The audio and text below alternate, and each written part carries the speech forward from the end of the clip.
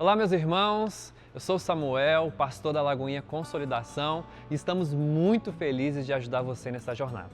Essa é uma forma que encontramos de auxiliá-lo a concluir esse processo até você chegar ao batismo e confessar publicamente a sua fé em Cristo Jesus. Você agora vai assistir a lição Afinal, Quem é Deus? Ministrado pela Sueli e por mim.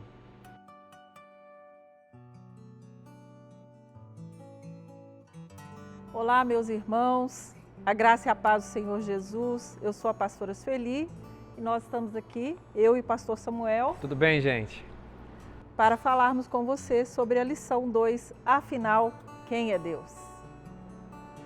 Nós precisamos conhecer o Senhor e entender a realidade da existência e do conhecimento de Deus. Existe uma palavra com a qual o próprio Deus se definiu, e essa palavra é amor. Deus se define com essa palavra, e nós vamos ler agora no livro de 1 João, capítulo 4, versículo de 15 a 16, esse versículo da palavra de Deus que nos traz essa referência. 1 João 4, de 15 a 16.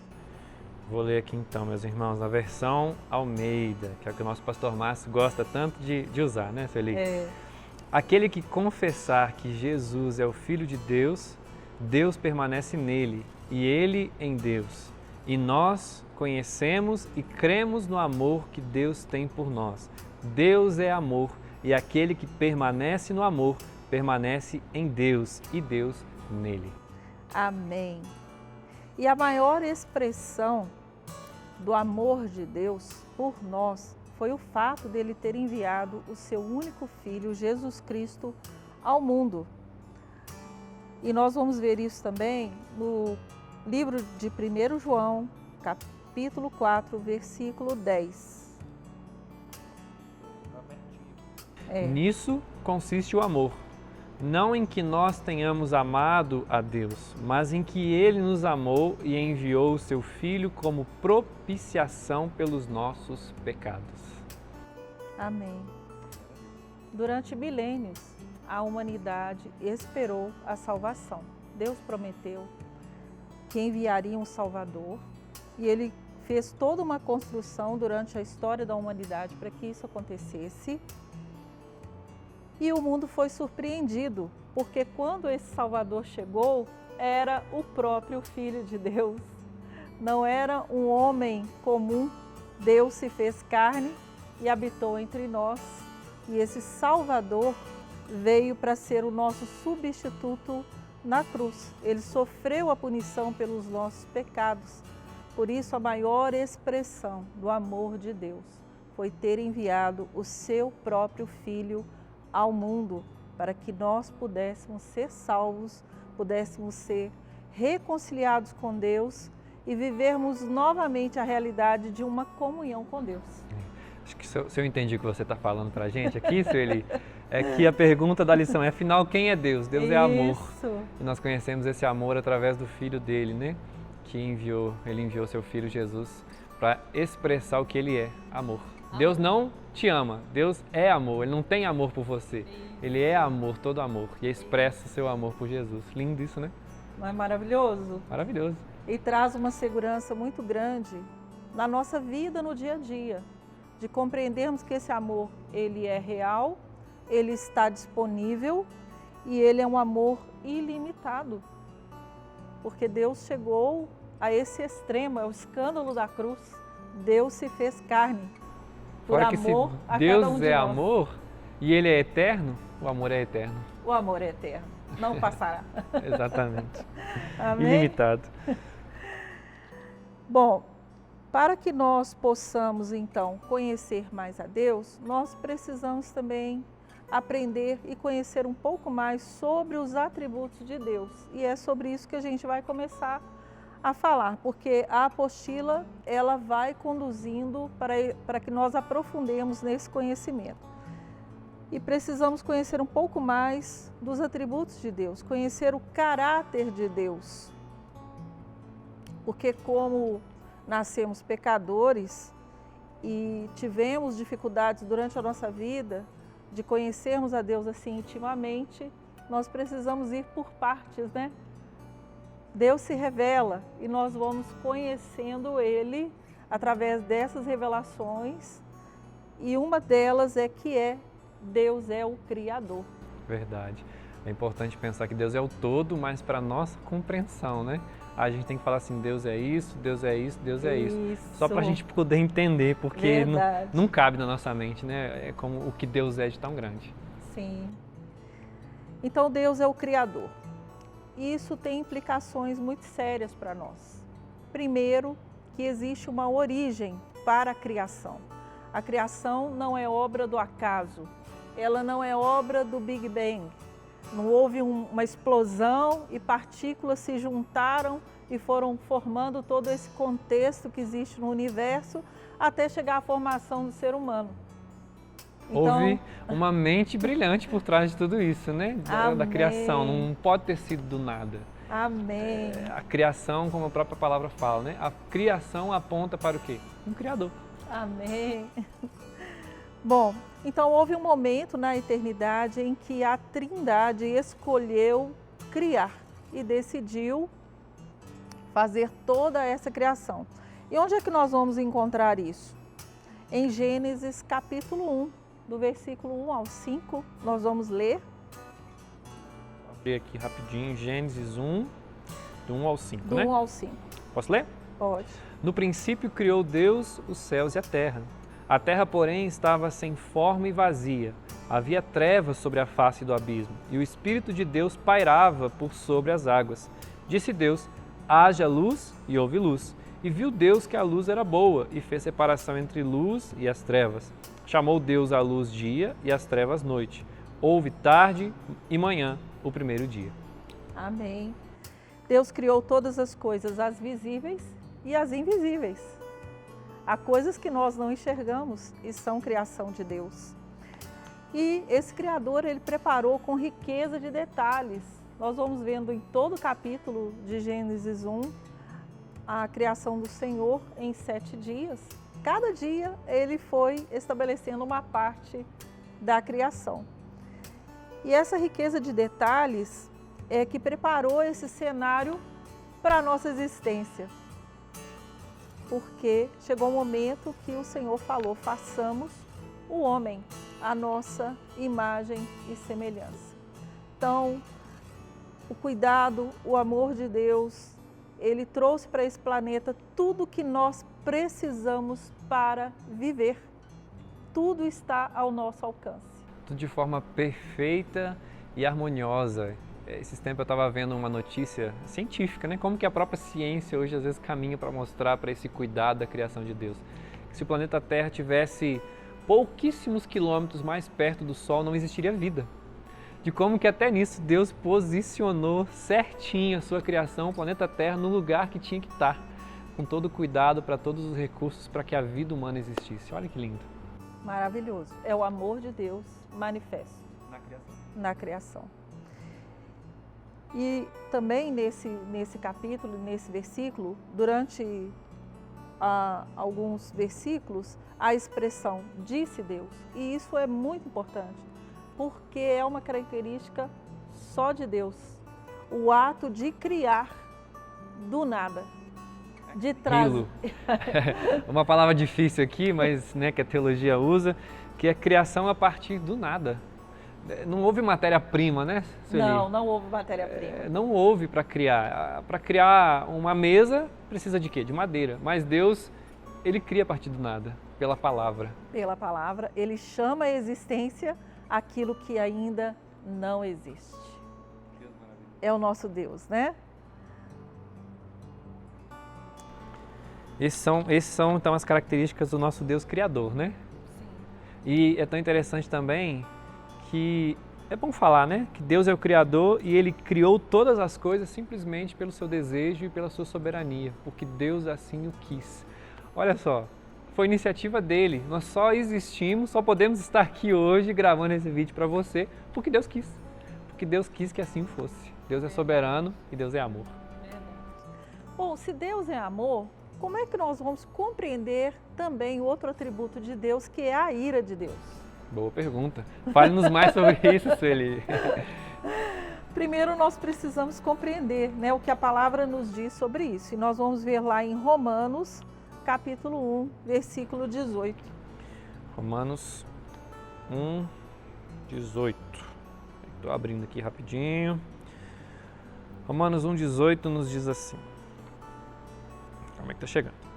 A ira de Deus se revela do céu contra toda impiedade e perversão dos homens que detêm a verdade pela injustiça. Uma coisa que nós precisamos compreender é que Deus é santo.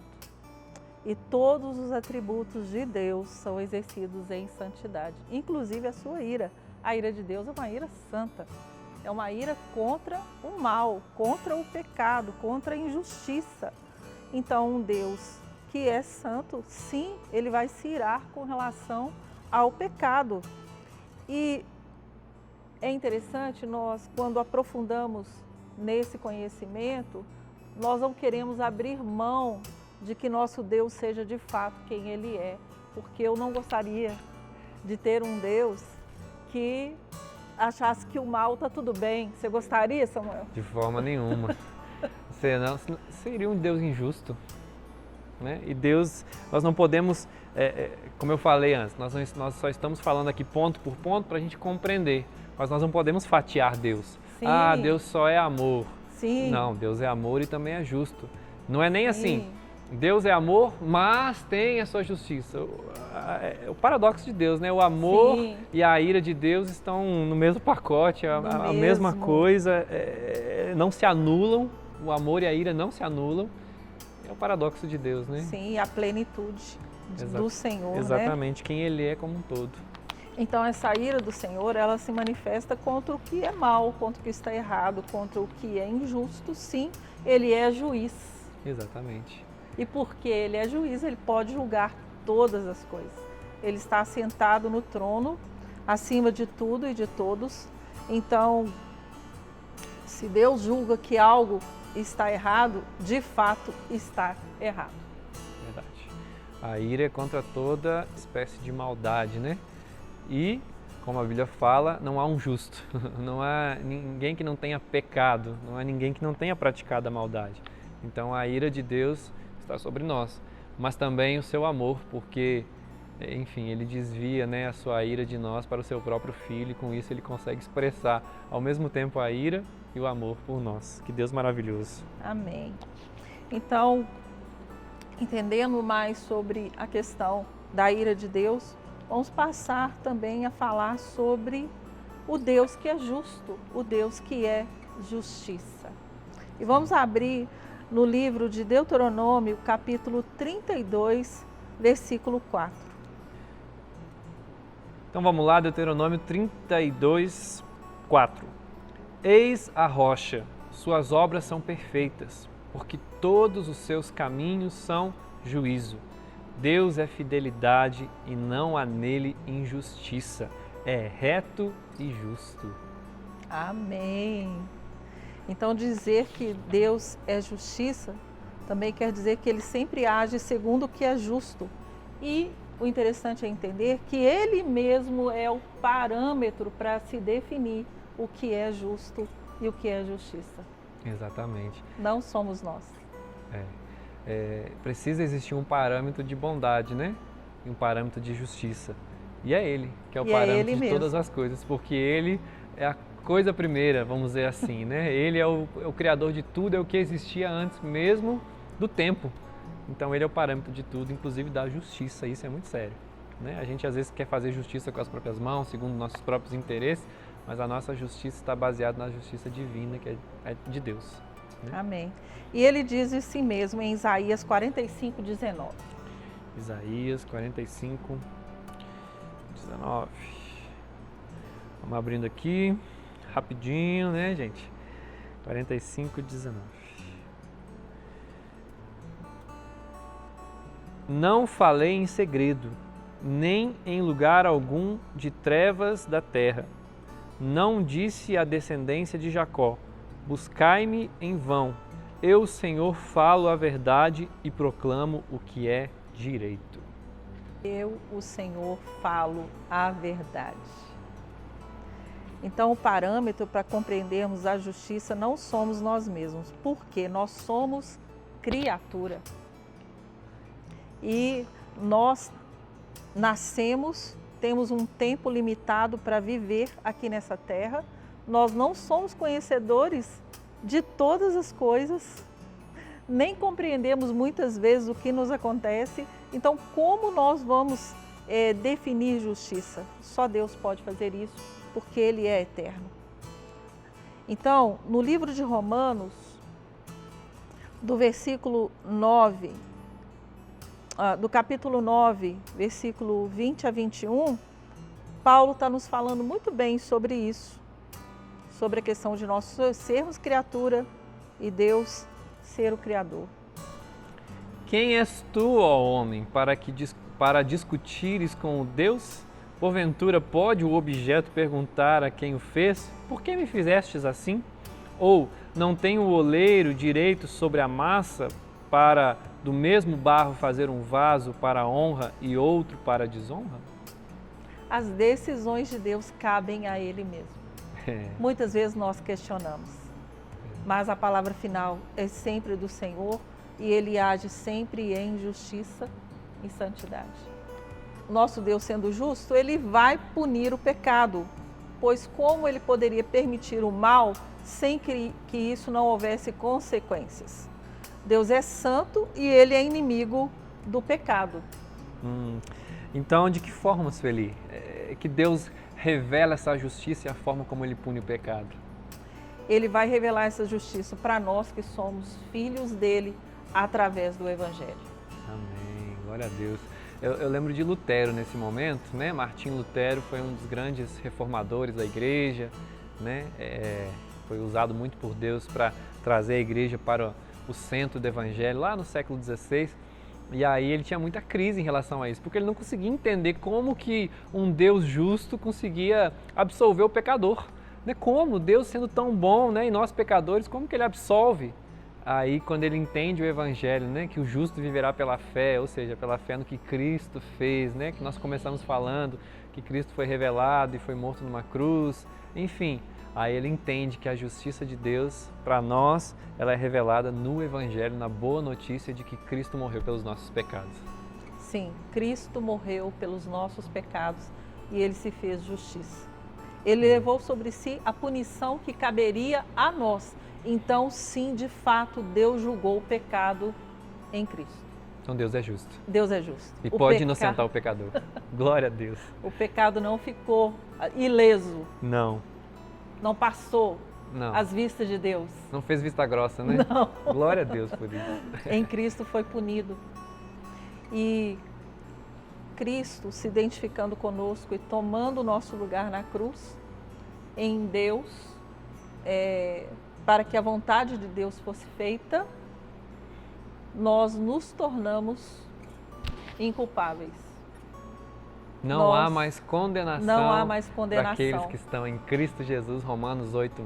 Isso. Ele encravou o escrito de dívida que era contra nós na cruz. Glória a Deus. Amém? Amém. Bem, e nessa caminhada que nós estamos tendo aqui para conhecer mais a Deus, há outro atributo de Deus muito importante, que é a onipotência. Deus é o Todo-Poderoso. Eu ia perguntar, que palavra difícil, onipotência, significa que Deus é todo-poderoso então, né? É o Todo-Poderoso, ele decide fazer algo e Ele tem poder para fazer isso. Glória a Deus. Ele pode, né? Ele pode. Amém? Bom, e uma passagem no Evangelho de Lucas, que nós vamos ver isso muito bem, está no capítulo 1, que é a visita do anjo Gabriel a Maria. Qual versículo, Sueli? Do 26 ao 36. Vou ler então aqui para a galera que está ouvindo aí. Versículo 26. No 6º mês foi o anjo Gabriel enviado da parte de Deus para uma cidade da Galileia, chamada Nazaré, a uma virgem desposada com certo homem da casa de Davi, cujo nome era José. A virgem chamava-se Maria. Até qual versículo? 36. E entrando o anjo onde ela estava, disse: Alegra-te, muito favorecida, o Senhor é contigo. Ela, porém, ao ouvir essa palavra, perturbou-se muito e pôs-se a pensar no que significaria essa saudação. Mas o anjo lhe disse: Maria, não temas, porque achaste graça diante de Deus. Eis que conceberá e darás à luz a um filho, a quem chamarás pelo nome de Jesus. Este será grande, será chamado Filho do Altíssimo. Deus, o Senhor, lhe dará o trono de Davi, seu pai. Ele reinará para sempre sobre a casa de Jacó, e o seu reinado não terá fim. Então disse Maria ao anjo: Como será isso, pois não tenho relação com homem algum? Respondeu-lhe o anjo: Descerá sobre ti o Espírito Santo, e o poder do Altíssimo te envolverá com a sua sombra. Por isso também o ente santo que há de nascer será chamado Filho de Deus. E Isabel, tua parenta, igualmente concebeu um filho na sua velhice, sendo este já o 6º mês para aquela que dizia ser estéril. Essa passagem, ela enche o nosso coração de alegria, Verdade. porque é o cumprimento da promessa. O Deus Todo-Poderoso fez o impossível. Uma jovem adolescente que ainda não era casada, que ainda não tinha tido nenhum tipo de relacionamento íntimo com um homem, na qual o Espírito Santo envolveria para que Jesus Cristo pudesse ser gerado como homem e vindo como homem cumprir a sua missão aqui na terra. Deus fez o impossível porque Ele é onipotente, Ele é o Todo-Poderoso. Então essa é uma passagem que ela enche o nosso coração e ela demonstra essa onipotência de Deus. O anjo, é interessante que o anjo fala isso para Maria, porque para Deus não haverá impossíveis em todas as suas promessas. Ele é poderoso para fazer o que Ele quiser. O que Ele quiser. O que aos nossos olhos parece impossível, para Deus é possível, porque Ele pode. Ele é o Senhor, Ele é o Todo-Poderoso. Verdade. Mas tem algo que Deus não pode fazer dentro dessa sua soberania, que é importante pontuar, que Ele não Verdade. pode negar-se a si mesmo, né? Sim. A gente pode pensar assim, Deus pode fazer tudo, mas graças a Deus que nós estamos falando aqui sobre todas as características de Deus. Se Deus fosse só todo-poderoso, nós poderíamos estar sujeitos a um Deus tirano, mas nosso Deus é todo-poderoso e também é um Deus de amor. Então Deus pode fazer tudo, Ele pode fazer tudo desde que não negue a si mesmo, ou seja, não negue quem Ele é. Então, sim, graças a Deus, né, Sueli? Que Ele é todo-poderoso e também é todo bom. Ou seja, amém, tudo que Ele faz não nega esse atributo de, sim, bondade dEle. Porque Ele não pode fazer o mal? Não, não pode. Não pode. Né? Não pode, não porque Ele não tem poder, né? Nós não estamos diminuindo o poder de Deus. Sim. Mas porque seria negar quem Ele é. Quem Ele é. Exatamente, então Ele não seria Deus. Então, falando da onipotência de Deus, nós vamos também para outro atributo, que é a soberania de Deus. Gosto muito desse atributo. Eu sei. Então, nós vamos lá no Salmo 103, 19. É sempre bom nós irmos na palavra para conferirmos e compreendermos a revelação de Deus. É verdade, porque a gente está falando aqui não é da gente mesmo, né, Sueli? Nós, sim, estamos aqui apenas expondo o que a palavra está dizendo. Sim. Salmo 103, versículo 19. Versículo de número 19. Nos céus estabeleceu o Senhor o seu trono, e o seu reino domina sobre tudo. Amém. Trono fala de governo. Sim.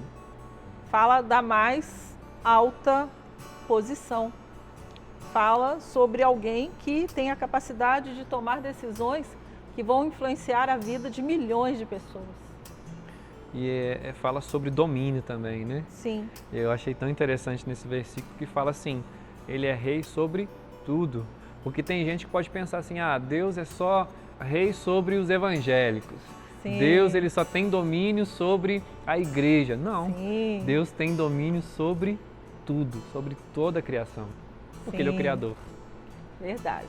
E nós vamos também lá em outro texto que está em 1 Timóteo, capítulo 6, do versículo 15 a 16.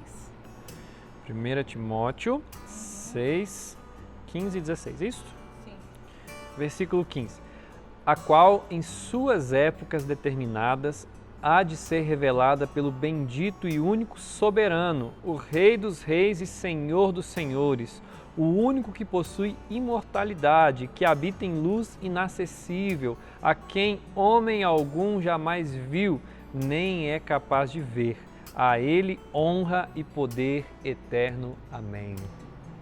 Esse versículo, o que nos chama a atenção é que fala, ele é Rei dos reis e Senhor dos senhores. Quando uma pessoa está nessa qualidade, nessa função de ser rei, de ser senhor de alguma coisa, quer dizer que ele tem autoridade sobre as coisas. Mas aqui está dizendo que o Senhor, ele é Rei dos reis e Senhor dos senhores, quer dizer, a autoridade final é dele, a palavra final é dele, a ação final é dele, ele é soberano. Ele é soberano sobre tudo e sobre todos. Tem uma música que eu gosto, fala assim, Deus acima de tudo e todos. É Ele que está acima sempre de tudo.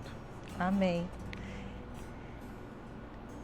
Através da soberania de Deus, que Ele terá domínio sobre toda a sua criação, sobre tudo que existe, sejam visíveis ou invisíveis, Deus vai exercer a sua soberania.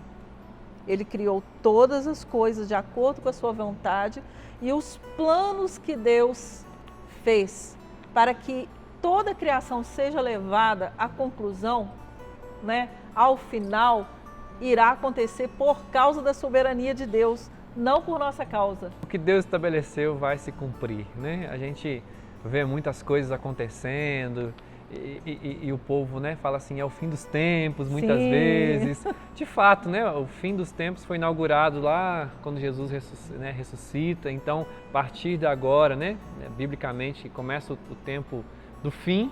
E a gente não sabe quanto tempo vai durar, porque só Ele sabe o dia da volta. Mas tudo que está acontecendo no mundo, tudo que acontece, só traz uma certeza. Ele prevê o que isso ia acontecer. E se Ele prevê o que ia acontecer, Ele vai voltar. Então, é certo, não sabemos quando, mas é certo Sim. que Ele volta. Por quê? Porque Ele Sim. é soberano, Ele faz como Ele quer. Sim, verdade. O fato de muitas vezes nós nos desviarmos da vontade de Deus não quer dizer que Deus vai nos centralizar na vontade dele. E a reforma protestante foi um desses momentos. Sim, verdade. Deus, ele corrige a rota das coisas, né? Às vezes a gente pode olhar para as escrituras e falar assim, gente, como nós, como igreja, ou enfim, estamos tão longe daquilo que é o ideal. Mas quando a gente olha para a história, como a história da Reforma Protestante, a gente vê que Deus não perde o controle, né? Que às vezes as coisas poderiam estar indo tudo, assim, para se perder para o pior, mas Deus vai lá e Ele continua no controle. E hoje, 2000 anos depois, Jesus tem ensinado, o Evangelho chega até nós ainda. Então por quê? Porque Deus é soberano e Ele mantém a rota da sua palavra para chegar até a gente. Que lindo. Amém. Por isso nós temos plena certeza da volta de Jesus. Verdade. Porque é a vontade de Deus que isso aconteça. Glória a Deus. O outro atributo de Deus muito importante para nós que conhecemos Jesus Cristo é a paternidade de Deus. Esse é um atributo muito importante da gente entender, porque a gente pode pensar que Deus é só o Criador, só soberano, é amor, mas a paternidade nos lembra de um Deus tão perto da gente, né? Sim, verdade. E a paternidade de Deus é a marca do cristianismo. Nenhuma outra expressão religiosa tem um Deus tão próximo. Isso é importantíssimo frisar, né? Nenhuma outra religião no mundo considera o seu Deus como Pai. Sim, e não é um Deus íntimo e pessoal como no cristianismo. Isso é marca da paternidade de Deus. Verdade. A revelação de Deus como Pai traz alguns significados para nós. Por exemplo, vai nos mostrar qual que é o nosso verdadeiro valor, porque o pecado nos fez desviar. e não compreendermos qual o nosso valor. Na paternidade de Deus, nós vamos entender o significado desse valor, não seremos mais os rejeitados, os afastados, os separados de Deus. Somos aqueles que são reconciliados e são chamados para uma intimidade que vai trazer regeneração. É através da paternidade de Deus que a gente pode ter firmada a nossa identidade, né, Sueli? Isso. É quem nós somos, o que nos define. Isso. O outro ponto é esse mesmo, é a identidade. Na paternidade de Deus, Ele vai trabalhar conosco para que conheçamos a nossa origem, saibamos de onde nós viemos e, conhecendo isso, nós somos impulsionados por Deus para vivermos a nossa missão hoje, aqui, agora. Temos um propósito de existência e somos impulsionados por Deus na visão de onde nós chegaremos. É verdade. Tem um filme muito legal, é um filme muito bonitinho, chama Hugo Cabret. Eu acho que esse é o nome do filme. É sobre um menino na França e tal, que ele conserta as coisas e aí ele acha que esse é o propósito dele. E aí tem uma cena do filme, pastora, que esse menino faz uma amizade com uma menina e aí eles estão conversando sobre o propósito. Qual será meu propósito? Eu não sei meu propósito. Aí tem uma frase que ela diz, que ela fala assim, olha, se eu conhecesse os meus pais, talvez eu conheceria o meu propósito. Ai. Porque ele consertava as coisas, que era o que o pai dele fazia. Sim. Então, porque ele conhecia o seu pai e sabia o que o seu pai fazia, ele sabia qual era o seu propósito. Ou seja, é o que você acabou de falar. Quando nós conhecemos quem é o nosso pai, nós podemos entender qual o nosso propósito. Qual o nosso propósito, qual a missão e onde nós estamos indo.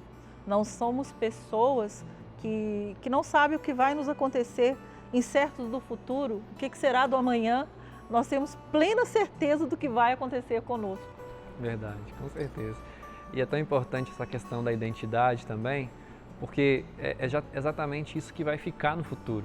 A gente pode ser pastor, a gente pode ser um professor, a gente pode ser um advogado, um vendedor, mas tudo isso vai passar. Tudo isso um dia vai acabar, mas uma coisa que nunca vai acabar é que nós somos filhos de Deus. Então a nossa identidade não está naquilo que nós fazemos, mas em quem nós somos. E nós somos porque Cristo naquela cruz, né, nos resgatou e nos deu direito, como fala João 1,12. João 1,12, de cabeça eu sei, mas eu vou lembrar aqui. Mas todos quanto recebeu-lhes, deu-lhes o poder de serem feitos filhos de Deus, a saber, os que creem no seu nome. Amém. É pela fé. Pela fé. É pela fé. Exatamente. A outra característica da paternidade de Deus que é importante para nós é que ela nos traz segurança. O homem pecador, transformado em filho de Deus, ele pode se aproximar com a certeza de que é aceito e acolhido, não mais experimentará a ira e está de volta ao seu lugar de origem, de onde ele pode clamar, Abba, Pai. É essa certeza que a gente pode ter, não por nós mesmos, não por um mérito nosso, mas uma humildade para confiar no que a palavra diz, que nós somos filhos. Sim. Né? Na nossa igreja, né, algo tão lindo que o nosso pastor faz, todo culto, antes de pregar, ele levanta a Bíblia, eu sou o que a Bíblia diz que eu sou, eu tenho o que a Bíblia diz que eu tenho, ou seja, nós somos o que a Bíblia diz que nós somos, filhos. Nós podemos Sim. ter essa segurança, não em nós mesmos, mas no que a palavra de Deus infalível nos fala. Nos fala. E também a palavra de Deus nos fala sobre outro atributo do Senhor muito importante, que é Deus é luz. Inclusive, outro nome de Deus é Pai das Luzes, que a gente vai encontrar em Tiago 1,17, essa referência. Deixa eu achar aqui. Esse texto é muito bonito, eu gosto muito desse versículo de Tiago 1,17, né? Toda boa dádiva e todo dom perfeito são lá do alto, descendo do Pai das luzes, em quem não pode existir variação ou sombra de mudança. Sim, quer dizer, Deus não fica menos luz ou mais luz. Ele é luz em toda a sua potencialidade e não tem variação. Tanto é que na nova Jerusalém, né? No novo céus e nova terra, tão aguardado após a volta de Jesus, não vai haver noite. Por quê? Por causa da presença de Deus, que é essa luz que vai iluminar tudo. Sim, inclusive um dos nomes de Cristo é Sol da Justiça. Exatamente. Maravilha, né? Sol Esse nosso que brilha. Deus que é luz e que quer se revelar, né, Sueli? Sim, que quer se revelar. E o fato de Deus ser luz, isso traz um contraste também. Se Deus é luz, é porque também existe uma escuridão. Sim. Não é?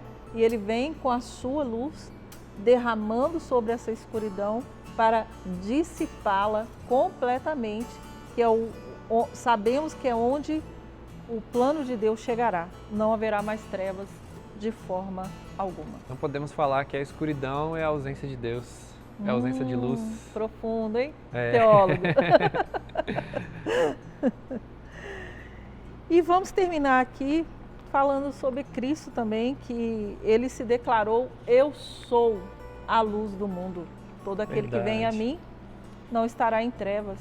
Verdade. E acho que é um ponto importante também, né? A gente começou falando sobre o verbo que se fez carne, né? A gente não citou esse versículo, mas falou, né, que Jesus veio até nós. E Ele é a revelação plena de quem Deus é, né? Em Jesus nós podemos conhecer, porque a lição pergunta, né? Afinal, quem é Deus? E em Jesus nós podemos ter esse entendimento, né, de quem Deus é. E Ele fala tantas vezes, eu sou, enquanto Deus lá no deserto fala para Moisés, eu sou e eu sou. Sim. Jesus vem e fala, eu sou o pão, eu sou a vida, eu sou a ressurreição, eu sou a luz do mundo. Então em Jesus nós temos essa revelação de quem Deus é, nós podemos compreender e estar aqui meditando em tantos textos para entender quem Deus é. Verdade. E como Cristo é a luz do mundo, Ele também declarou ao nosso respeito que nós somos luzeiros. Verdade. Porque a luz do Evangelho chegou em nós. Exatamente. Então nós temos a mensagem de esperança para o mundo e devemos pregar ao mundo que Deus existe e que Ele é todo-poderoso nas nossas vidas e que nos ama. A mensagem do Evangelho, essa mensagem de amor e da paternidade de Deus. Eu espero que você tenha aprendido muito hoje e gostaríamos de pedir que as dúvidas que você tiver anotado aí no seu papel, que você possa estar conversando com seu discipulador ou discipuladora e também fazendo o exercício que nós preparamos para você, que o discipulador vai estar com você trabalhando isso. E nós agradecemos por você ter nos acompanhado durante esse tempo e que tenha sido algo muito bom para a sua vida esse momento. Deus abençoe você. Beijo. Glória a Deus! Você concluiu mais um vídeo de mais uma lição. Estamos muito felizes em você estar participando desse processo com a gente. Agora o próximo passo é você fazer o contato com o seu discipulador e agendar uma ligação por vídeo ou um contato telefônico para vocês discutirem sobre a lição que você já leu, que você acabou de assistir, tirar dúvidas, para depois ele te mandar ainda alguns exercícios e essa lição ser dada como concluída. E aí lembrando, né, que você pode fazer apenas uma lição por semana. Então respeite os prazos e eu tenho certeza que vai ser um tempo de Deus, bênção na sua vida, de crescimento. Nós estamos muito felizes, cremos que Deus também e você também. Deus te abençoe.